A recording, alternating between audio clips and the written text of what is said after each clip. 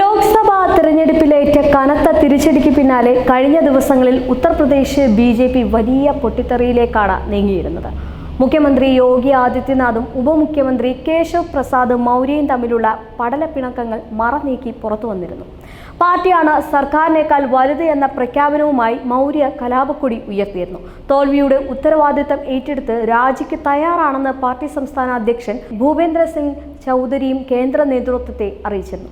ഭരണപരാജയമാണ് ഇത്ര വലിയ തോൽവിയിലേക്ക് നയിച്ചത് എന്ന് യു.പി. ബി.ജെ.പിയുടെ അവലോകന റിപ്പോർട്ടും പുറത്തു വന്നിരുന്നു. ഇതെല്ലാം വിരൽ ചൂണ്ടുന്നത് യോഗിയുടെ നിലനിൽപ്പിലേക്കാണ്.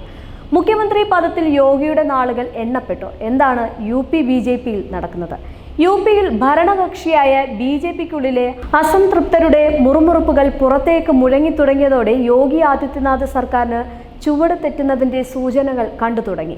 ലോക്സഭാ തെരഞ്ഞെടുപ്പിലെ തിരിച്ചടിക്ക് പിന്നാലെ ഉപമുഖ്യമന്ത്രിമാരായ കേശവ് പ്രസാദ് മൗര്യയും ബ്രജേഷ് പഠാകും മുഖ്യമന്ത്രിക്കെതിരെ തുടങ്ങിവെച്ച പടയൊരുക്കം പാർട്ടി കേന്ദ്ര നേതൃത്വത്തിനും തലവേദനയായിരിക്കുകയാണ്. നിയമസഭയിലെ 10 സീറ്റുകളിലേക്ക് ഉപതെരഞ്ഞെടുപ്പ് നടക്കാനിരിക്കുന്ന സാഹചര്യത്തിൽ യോഗിയുടെ നില കൂടുതൽ തലവേദനയായിട്ടുണ്ട്. ഡൽഹിയിലെ വൈഫൈ കണക്ഷന് യു.പിയിൽ നിന്നുള്ള പാസ്വേഡ് എന്ന മറ്റും കേശവ് പ്രസാദ് മൗര്യയെ സമാജ്വാദി പാർട്ടി അധ്യക്ഷൻ അഖിലേഷ് യാദവിനെ പരിഹസിച്ചതിന് തൊട്ടു പിന്നാലെയായിരുന്നു വെള്ളിയാഴ്ച യോഗി വിളിച്ച യോഗത്തിൽ നിന്ന് മൗര്യ വിട്ടുനിന്നിരുന്നത്. കോൺഗ്രസിന്റെ ചാവേറാണ് അഖിലേഷ് എന്ന് മൗര്യ തിരിച്ചടിച്ചെങ്കിലും ബി.ജെ.പിയുടെ യു.പി. നേതൃത്വത്തിലെ വിള്ളൽ മറച്ചുവെക്കാൻ അതൊന്നും ഉപകരിച്ചിട്ടില്ല. എന്നാൽ ഇതിനിടയിൽ തന്നെ യോഗി ആദിത്യനാഥ് തന്നെ അടുത്ത നിയമസഭാ തെരഞ്ഞെടുപ്പിലും യു.പിയിൽ ബി.ജെ.പിയെ നയിക്കുമെന്ന സൂചന നൽകി കേന്ദ്ര നേതൃത്വത്തോട് പറഞ്ഞിരുന്നു. യോഗിക്കെതിരെ പടനയിച്ച ഉപമുഖ്യമന്ത്രി കേശവ് പ്രസാദ് മൗര്യയോട് പരസ്യ പ്രസ്താവന പാടില്ല എന്ന് കേന്ദ്രം നിർദ്ദേശിച്ചിരുന്നു. RSS ഇടപെടലാണ് യോഗിയോടുള്ള നിലപാട് ബി.ജെ.പി. മയപ്പെടുത്തിയത് എന്നാണ് സൂചന. ദില്ലിയിൽ ചേർന്ന മുഖ്യമന്ത്രിമാരുടെയും ഉപമുഖ്യമന്ത്രിമാരുടെയും യോഗത്തിലാണ് യോഗിക്ക് അനുകൂലമായ നിലപാട് ബി.ജെ.പി. നേതൃത്വം വ്യക്തമാക്കിയിരുന്നത്. ലോക്സഭാ തെരഞ്ഞെടുപ്പിൽ മോദിയുടെ മണ്ഡലമായ വാരണാസിയിലടക്കം യു.പിയിൽ പാർട്ടിക്ക് വലിയ തിരിച്ചടി നേരിട്ടതോടെ യോഗിയും ബി.ജെ.പി. നേതൃത്വവുമായുള്ള അകലം വർദ്ധിച്ചിരുന്നു.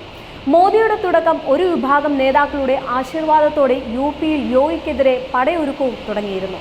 സഹമന്ത്രി പദവിയുള്ള നേതാവ് രാജിവെച്ച വിമത നീക്കത്തിന് ആക്കം കൂട്ടിയിരുന്നു. സംഭവ പരമ്പരകൾക്ക് ശേഷം ആദ്യമായാണ് യോഗിയും ഉപമുഖ്യമന്ത്രിമാരും ദില്ലിയിൽ കേന്ദ്ര നേതൃത്വത്തിന് മുന്നിലെത്തുന്നത്. നയങ്ങൾക്ക് തിരിച്ചടി ഏറ്റു എന്ന വിമർശനം അംഗീകരിക്കുമ്പോഴും സർക്കാർ നിലപാടിൽ മാറ്റമുണ്ടാകില്ല എന്ന സൂചനയാണ് യോഗത്തിൽ നിന്ന് യോഗി നൽകിയിരുന്നത്.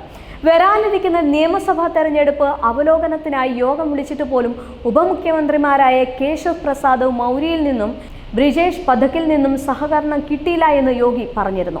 പല യോഗങ്ങളിലും നേതാക്കൾ പങ്കെടുത്തത് പോലുമില്ല. ഇതിനിടെ RSS ഇടപെട്ട് യോഗിക്ക് ശക്തമായ പിന്തുണ അറിയിച്ചിരുന്നു. യു.പി. സന്ദർശന വേളയിൽ RSS മേധാവി മോഹൻ ഭഗവത് യോഗിയെ കണ്ട് കാര്യങ്ങൾ മനസ്സിലാക്കിയിരുന്നു. നിയമസഭാ തെരഞ്ഞെടുപ്പിൽ ഒറ്റക്കെട്ടായി നീങ്ങണമെന്ന് കേന്ദ്ര നേതൃത്വം നിർദ്ദേശം നൽകി കഴിഞ്ഞിരുന്നു. യോഗി തന്നെ നയിക്കും. ഉപതെരഞ്ഞെടുപ്പിന് മുന്നോടിയായി സർക്കാരിലും പാർട്ടിയിലും മറ്റും ഉണ്ടായേക്കുമെന്ന സൂചനയും ബി.ജെ.പി. കേന്ദ്രത്വം നൽകുന്നുണ്ട്. ഇതെല്ലാം നടക്കുമ്പോഴും ഉറ്റുനോക്കുന്നത് യോഗിയിലേക്ക് തന്നെയാണ്, യു.പിയിലെ ബി.ജെ.പിയിലേക്ക് തന്നെയാണ്. കാരണം വേറൊന്നുമല്ല, യോഗിക്കെതിരെയും യു.പിയിലെ ബി.ജെ.പിക്കെതിരെയും നിരവധി ബി.ജെ.പി. പ്രവർത്തകരാണ് രംഗത്തെത്തിയിരുന്നത്. അതുകൊണ്ട് ഇത്തവണ തന്നെ കേന്ദ്ര ബി.ജെ.പി. നേതൃത്വം യു.പിയെ വളരെ ഗൗരവപരമായിട്ട് തന്നെയായിരിക്കും കാണുന്നത്. അതുകൊണ്ട് ഈ യോഗിയുടെ കസേര തെറിക്കുമോ ഇല്ലയോ എന്നുള്ളത് കണ്ടറിയാവുന്നതാണ്.